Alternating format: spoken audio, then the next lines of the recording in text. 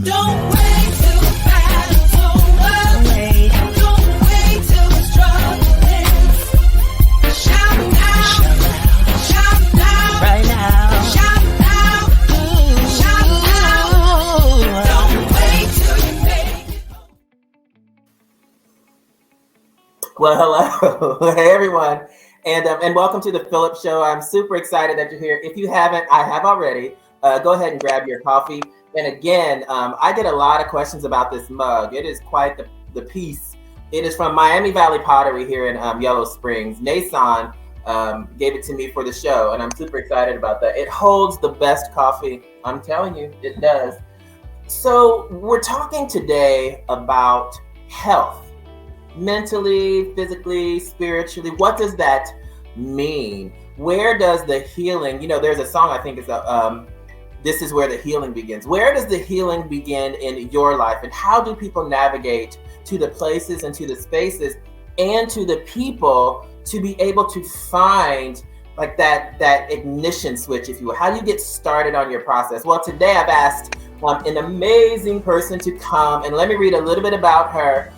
So you can kind of get the reason and kind of hear as to why she's kind of off the chain. Khara Scott-Bey is a licensed marriage and family therapist who is committed to supporting individual and collective liberation through community engagement, individual support, conscientious art making, and leadership development. With a book entitled Learning to Grow Wings, Khara seeks to help individuals discover their true worth and their true power, as well as their true beauty. Khara, hi. That is beautiful. Listen, I'm about to fly right out of here. You hear me? Fly out of here. How are you doing today? It looks so peaceful and so vibrant and all of those things where you are. How are you? I'm feeling all of those things. I'm feeling really blessed to be here. Oh, good. And talk about myself. You said what? And talk about myself. Listen, hey, toot your own horn. So you're a therapist. You're also a healer. I want to get into all that, but I want to hear about you. Where did you come from? How did it all get started for you? And what made you say, you know what? I really want to impact people's lives. Yeah. Okay, I'm from the stars. All right, well, you guys, thank you so much for tuning in. She's from the stars. We'll be back. From the stars, y'all. I manifested myself in Dayton, Ohio in 1977. Okay. Yeah, and did the whole, on papers, raised single mom, dad in and out of jail, low income family. But what is beautiful to me, and what the question of where I'm from, is amazing matriarchal family that instilled a lot of sense of dignity in myself. And the blessing of having a learning disability that took me out of the system and put me in some special ed schools that allowed me to learn in a way that allowed me to maintain my spirit. So that's why I start with the stars. So that's one answer. Okay, that's a good. Hey, so let's pause there just really quickly, because I'm very interested to know, if you don't mind sharing. You said you had a learning disability. What was that disability? What's incredible about my mom and how she raised me around that disability? It was very much not a thing that she talked to me about, for better or worse. What was wrong with me? Sure. As much as she framed it in the system, school was saying there's something wrong with your child. And I was on the special ed track. Okay. And my mom, in her brilliance as a single low-income parent, took me out of public school. Come on, Mom. Right? Bust me out into the suburbs where learning in a special way wasn't seen as a problem. I entered into Montessori schools, which are all about teaching at your own pace. So I never felt dumb. I never felt less than. I thought my intelligence was different. I had a speech impediment, so that was a thing that I knew had a thing. Okay. But other than that, I never knew what was wrong with me. Got you. And it's a thing that throughout my adulthood, I have to keep reminding myself that I actually process information differently. And there are moments that I want to identify what those differences are. And then sometimes I'm like, all knowing it does for me is in some ways invalidates the fact that I just think differently. Yeah. Yeah. So I don't know. Well, I love that because, I love the fact that you paralleled, the inner city opportunity with the, suburb understanding. And there's a total, there's a different view and I guess treatment, if you will, of the same exact behaviors and the same, so it's very interesting that you say that. And kudos to your mom. Absolutely. For tenderly and with care helping you transition through that and helping the adults, if you will. Absolutely. Because those are some boundaries. Like, well, listen, no, so that's really that's deep. So how did you go from a very colorful past, and I just love it because it makes people so dynamic and so much more relatable. So how did you go from that to now saying, I think I want to pour into people's lives? Yeah. So it's like make the line of connection pretty succinct is that pretty early on I understood I was an outsider. Okay. But I didn't have a low self-esteem about it. Right? Gotcha. Like I didn't have a messaging that was my problem. I always felt like it was the world's problem that they didn't understand me. Huh. Yeah. And how it manifested before I had the language was like, I'm an alien. I'm a weirdo. I'm not going to fit in any of the places that I see. So I'm going to have to build my own world. And that started from a creative place of like reading different worlds I could be a part of, or at least in my head. And then how that transitioned is that like, as I entered into my early 20s, it was about like, I stepped into the activist world as an undergrad. And it was like, let's change the world. And the idea that I was subconscious under that was like, let's change the world so I can be safe to live in it. Wow. You know what I'm saying? Yeah, I do. So I entered into activism and like was like, let's change the world. And then the world wasn't changing. And within those organizations, I was getting damaged. I was getting harmed. And it was like, okay, so there's the path of trying to change the world. And then there's the path of how do you do it? And what it boiled down to was that it was like I had to actually do healing for myself to figure out how to be safe inside of here, because nothing around me was safe, even the places that were trying to create safety for me. Sure. So then I started my own path that I don't know. I was about to have a nervous breakdown for real in a little shack in Columbus, Ohio. And I was like, I'm either going to walk down the path of absolute self-destruction or I need to get out. So you knew enough to know that something was wrong, and it was critical enough that action was needed immediately. Critical enough that it was like, this is my MO. This is what happens to me. It's like, oh, I'm about to, this ship is going to go down. And it's like, I'm getting in my car and I'm driving. Yeah.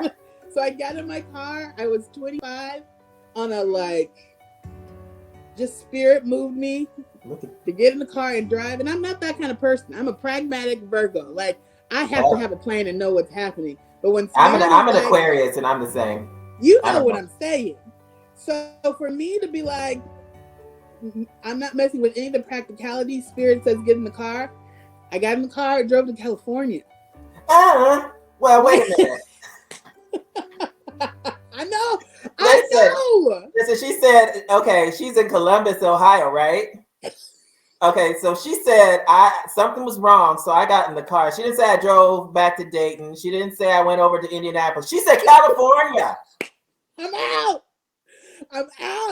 You said go big or go home. My Yeah. spirit could have done. The best thing my spirit could have done because I had to create a new version of myself. Yeah. And that was a mecca for healing. And I immediately ran into all the right people.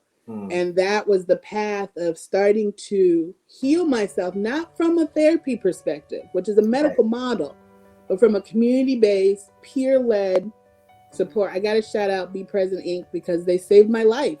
They saved my life when I was 26, and I still work with them today because it's like a model of healing that was based in a collective willingness to build the skills to be together and be safe with each other. And I did that. Yeah. And was like, oh, I got to give this away. Like, I got to provide this for people.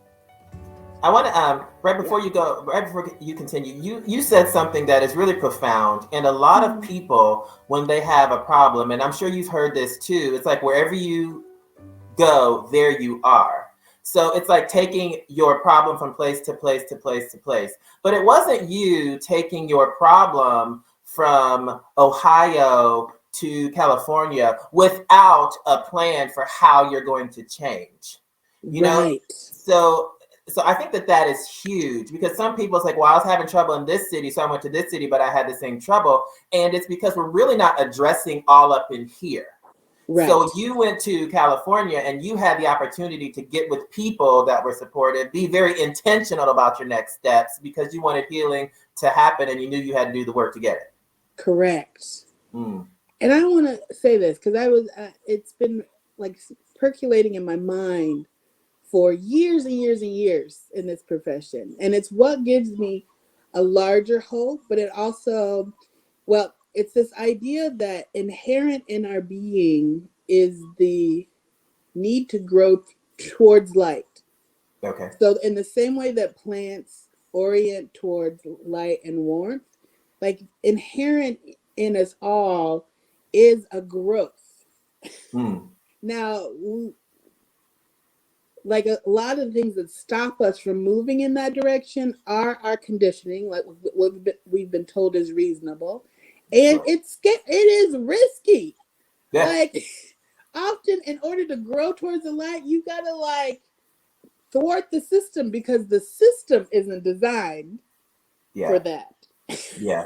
And so that was like me, like my being was like head towards light. And what's lighter than a place that's got sunshine 360? I mean, you know, they'll say like the rain, but what, you know what I'm saying? So I always managed to orient my being towards the people who gave me light, the people who made me feel good. Yeah. And that has been life-saving. Well, your platform now is Live to Become. Live to Become. And I love that.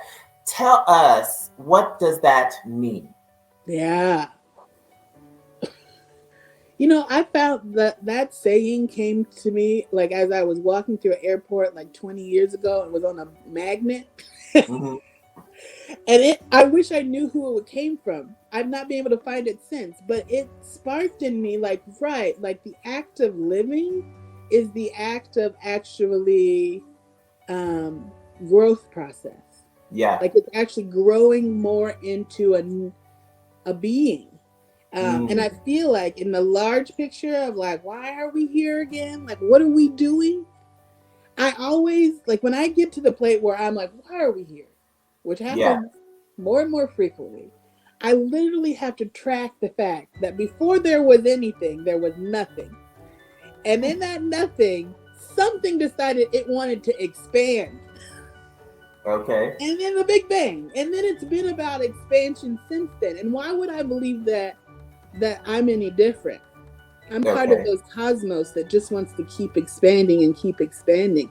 And so like when I think about I'm a being here who's here to keep expanding into the next version of myself forever. Over however many lifetimes. So like Live to Become for me is like and the expansion is hard. With every expansion, there's a contraction. So living to become is living to keep growing and expanding into whatever versions of yourself you can get in this lifetime. So that's where that came from. I love the fact that you ended it with in expanding and growing in this lifetime, because you know what you're alluding to. That's a controversial topic. Mm-hmm. You know, it's controversial. Like, where did we come from? Blah blah blah. But then you grounded it. You know, and I think it's like, whatever you believe about that, how are we living to become what we can be, the epitome of everything that we can be right now, no matter what your belief is later? How are we doing that today? And Absolutely. I love it, being very intentional. So for you, I mean, I think people gonna get it, because, you know, just listening to you talk and be so passionate about it. Mm. Tell me about your style of therapy. What is the Khara style? Mm-hmm. Well, I always think it's beautiful who finds me, like because you're welcome. Yeah, you're welcome. Yeah. It is always exactly who I need and I'm generally who they need. What's true about the field is that for the most part, it's built on a medical model that orients towards a patriarchal power over, I know more than you know, individualized like model. Yeah, you just tore it right on down. You tore it right on down. And because my training started with a peer-led Black female empowerment model, I started there, did most of my healing work there before I went to school to get trained. And so when I was in school, I was like, first of all of y'all are imbalanced. And like, I'm sorry. Oh my God. Well, you know it's about now to go. That's controversial. You know it's about to go real left if you have to start it off with. First of all, I will name I was the only Black woman in my class, and bless my school, because it did give me I went to school for art therapy, so I got to experience how art was healing, but it was also like, oh, none of us are fixed. Like, we're all damaged here. And like, who are we to give expert advice to any other human being if we have not done our own work? And so in terms of like my approach and how I feel like I'm different is that I'm very I believe that healing and healing practices started way before we had therapy. I think it started with connection. I think it started with the shamans of the village. I think it started with the elders and the grandmothers of the village. And so those are that energetic is what I orient towards primarily.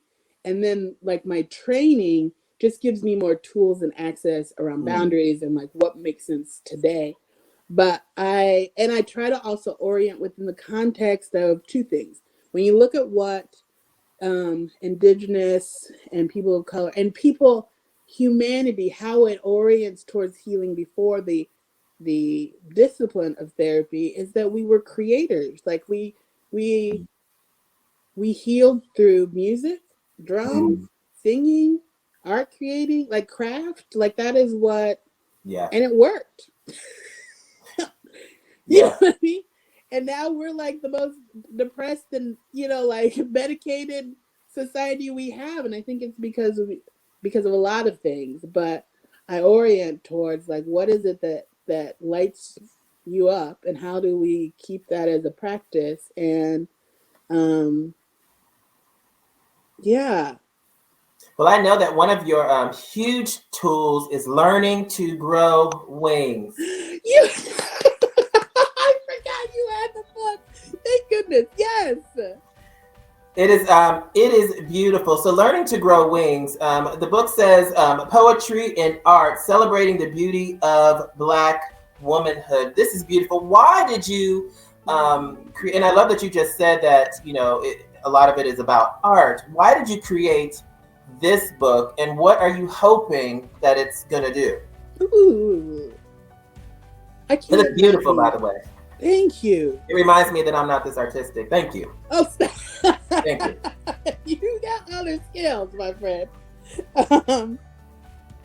I know this is.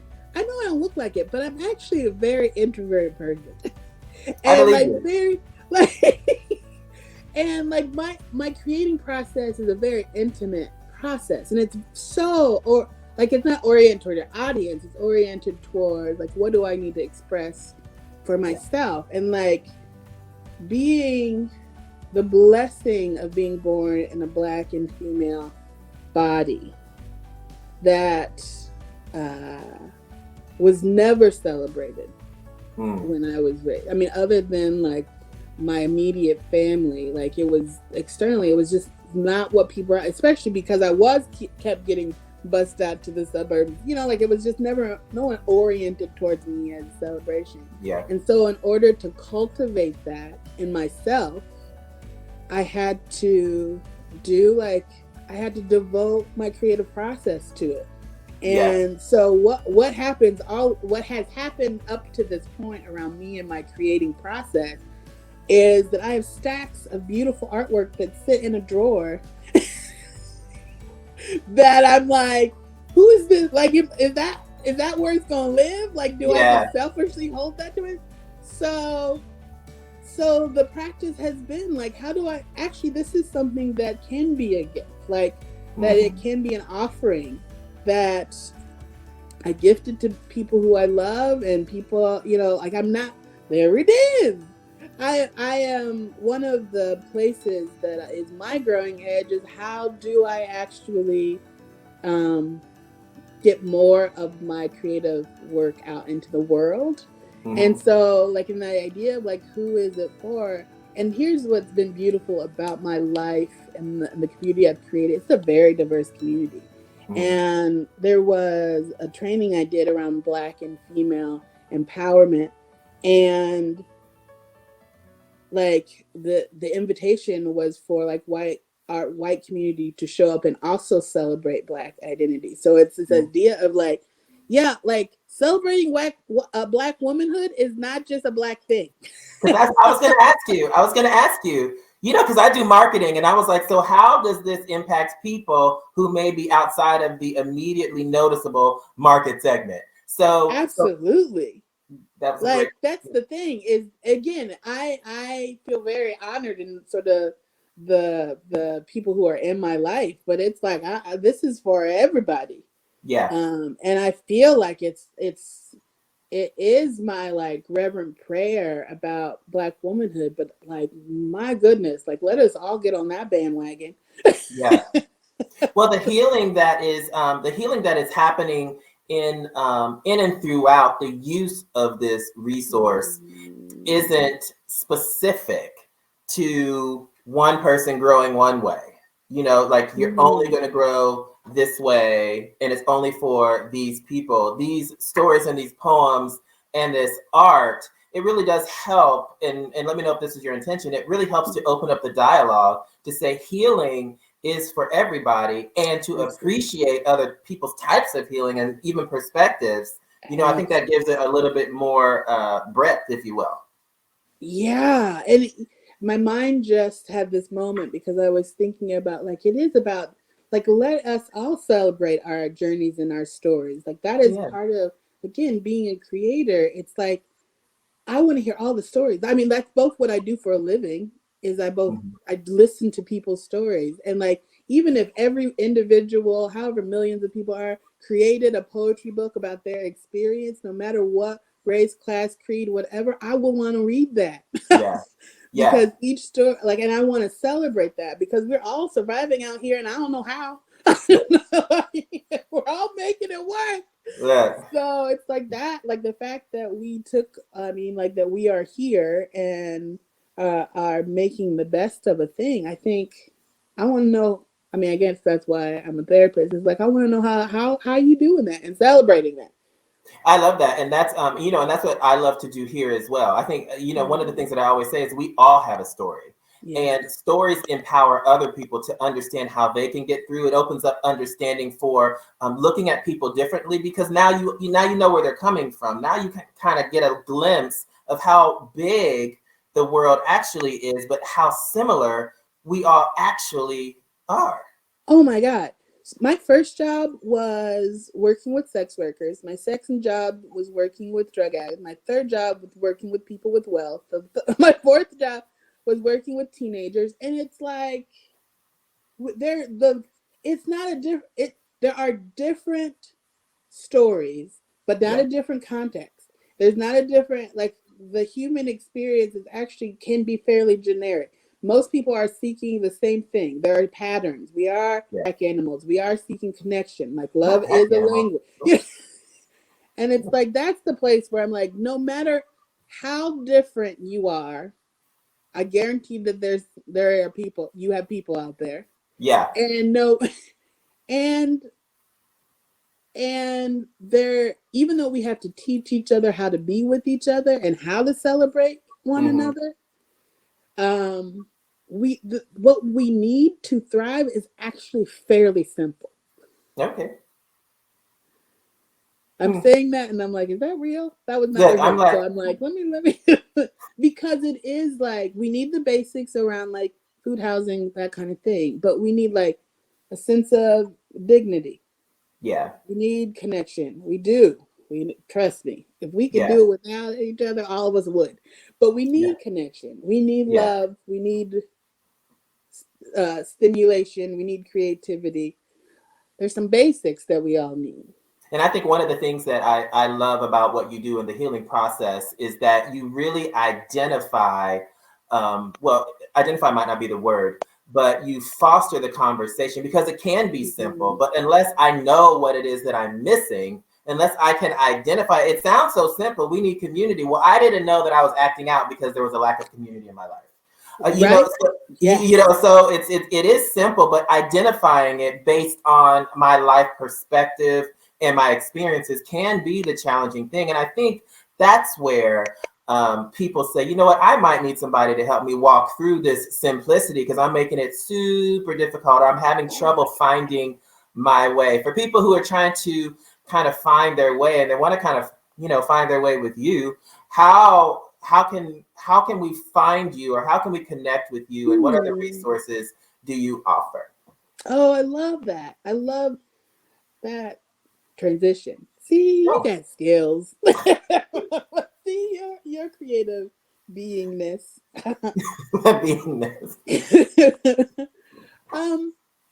So what's beautiful about where I am in my life right now, of course, this last 2 years kicked everybody's butt. And like part of one of the things I stepped in 2020 was I lost my mom. And so what that healing process was for me has given me so much new growth. Like what my process, again, of the parallel process between grief for me and expansion has been incredible. So I feel like I'm even like what I have to offer now is even better because of what that experience opened for me. Yeah. And I am in the rebirthing. I am in the, like, it's all like where I might have been scared and my introverted self was like, we're not doing that anymore. Like, you are all out. Like, I'm out here in these streets now. It's all like, I don't, you know what I mean? I don't care what the status quo is. I'm out. She's in these streets, y'all. So in that sense, like, I'm always like, my primary orientation is as a therapist and healer to get in touch with me. It's great. Like, I'm doing the Instagram thing where I'm trying to, on a regular basis, post some free or some offering around healing and how do we build in the time is such a deathing process. So many people are in their grief right now. Yeah. And so there is, like, I want to just keep offering. So my Instagram is Khara Scott-Bey,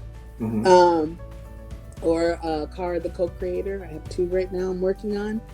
So that's a way to just stay tuned of the offerings, because there's so much I want to offer and will be offering that it's like, stay tuned in that way.